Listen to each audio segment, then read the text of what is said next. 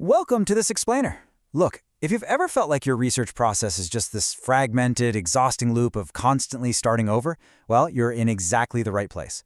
Today, we are unpacking a framework that literally promises to revolutionize how we approach literature reviews and personal knowledge management. It's called the Whiteside Literature Review Standard, or WLRS version 2.0. But before we get into the solution, let me ask you a question that's probably going to hit a little too close to home. Have you ever read a dense, 300-page book, pulled out just one single quote for a paper, and then absolutely never looked at that book again? Or actually, even worse, have you ever needed that exact same book maybe 2 years later for a totally different project and found yourself rereading and re-highlighting the whole thing as if you'd never even seen it before? Yeah, it's a frustrating, incredibly wasteful reality of traditional academic reading. Okay, let's dive into this. Traditional research kind of treats literature sources like disposable coffee cups, right? They're single-use citations, you extract exactly what you need for one manuscript, and then you just chuck the rest of the effort away. The WLRS framework completely flips this on its head. Instead, it treats every foundational source as a permanent intellectual asset. So we're talking about a massive shift here, from disposable citations to a highly structured, governed ecosystem that's actually designed for long-term reuse. To see exactly how the WLRS framework pulls this off, we're going to quickly cover 6 key areas: the research waste problem, what is the WLRS, passing the foundational gate, the Citation Hub Architecture, the research maturity model, and finally, keeping scholarship alive. Let's start with Section 1, the research waste problem. So, the core pain point WLRS is trying to fix is this massive loss of institutional memory that happens across all our different research projects. Think about it. When you work on a dissertation, and then later a journal article, and then maybe a book, your brilliant insights usually just stay locked inside those specific Word docs. And this repeated processing, constantly rereading, reevaluating, and reinterpreting the exact same text, it isn't just exhausting, it actually damages the integrity of your scholarship. It introduces weird inconsistencies across your own work, and it fundamentally breaks that crucial, traceable chain of evidence from the original sources page straight through to your final published claim. Which brings us to Section 2. What exactly is the WLRS? Well, if fragmented reading is the disease, WLRS is the cure. And I want to be clear here, it comes with real institutional weight. Backed by the AnointedEDU governance science repository, WLRS is definitely not just some clever new note-taking trick or a flashy software tutorial. Now, as the foundational document clearly outlines, it is a formal research governance standard. It's meant to bring serious rigor, auditability, and essentially a constitutional structure to how we handle scholarly evidence. So by definition, the WLRS is a constitutional framework for acquiring, preserving, and reusing scholarly evidence. And the huge paradigm-shifting idea here is treating evidence as permanent intellectual assets. We are officially putting a stop to that disposable citation cycle we talked about. Instead, we're building a reliable library of governed assets that can actually support multiple research outputs over their entire life cycle. So the crucial point from the source material is that all of this rests on 4 constitutional principles. First up, permanent intellectual assets. You process it once and boom, you can use it for papers, podcasts, books, literally forever. Second is evidence before output. This just means your knowledge capture and verified quotes absolutely must happen before you start writing the manuscript. Third, structured reuse. You're building a single solid evidence package so you never ever have to recreate your notes. And finally, number 4, living scholarship. These sources are structured to be updated over time rather than just being locked away in some dusty, static archive. All right, moving right along to Section 3, passing the foundational gate. Now, you might be wondering, wait, do I have to do this intense process for every single minor article or random tweet I come across? Thankfully, the answer is no. WLRS uses this really brilliant 2-stage foundational gate. Step 1, a source has to meet an objective score. It needs to hit at least 4 out of 8 specific academic criteria, things like supporting a major theoretical construct or being heavily cited in the field.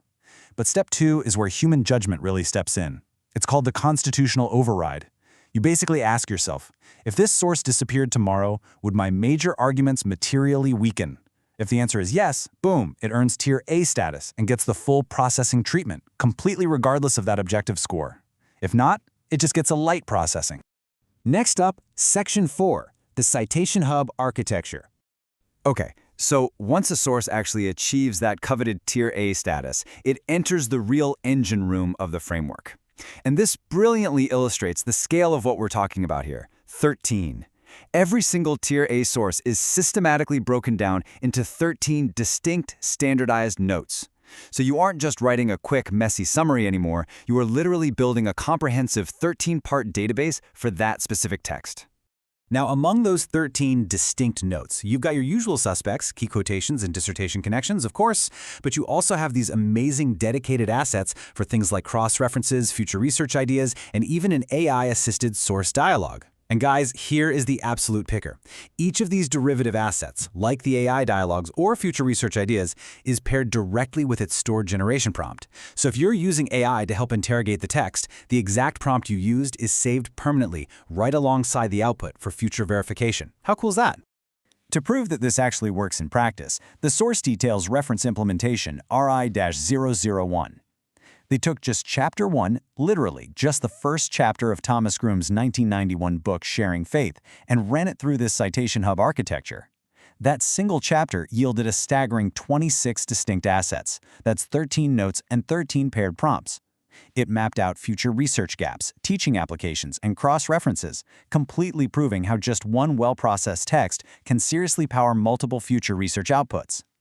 Now, out of all those 13 notes, the absolute most critical one is the Executive Summary Evidence Register.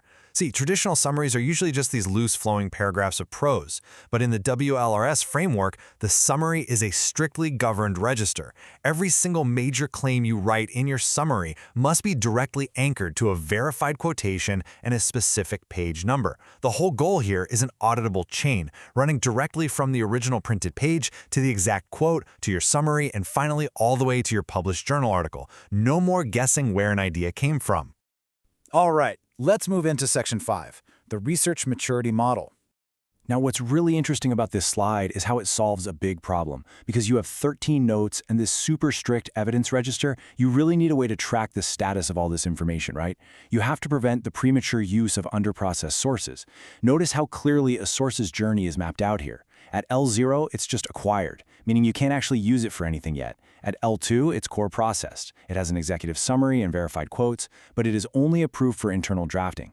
It's actually not until L3, which is integrated, that it's finally cleared for your dissertation or journal writing, and it just keeps maturing from there, all the way up to L5 for knowledge translation, stuff like podcasts, YouTube, or executive education.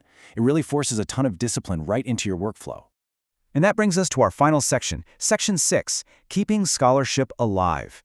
So how do we actually maintain all of this over, say, a multi-decade career, without our old notes just becoming completely stale and useless? Well, the answer lies in the re-engagement log. WLRS utilizes what it calls a closed-loop impact update. Basically, if you reread a text 3 years later, you don't just overwrite or delete your old notes. Instead, you log the date, the new project you're currently working on, and your brand new insights directly into this re-engagement log. It perfectly preserves your historical interpretation while also tracking exactly how your understanding of that source has evolved over time. Your sources literally remain living documents. And that brings us to the incredibly powerful working axiom of the entire WLRS framework. Quality begins at the citation, not at the manuscript. Think about it. If your foundational citations are a mess, your final manuscript is inevitably going to be weak. But if you treat every single source as a permanent, rigorously governed intellectual asset, your scholarship becomes practically unshakable. So, I want to leave you with this final thought today. How would your next project transform if you stopped collecting disposable citations and started building an empire of permanent scholarly assets?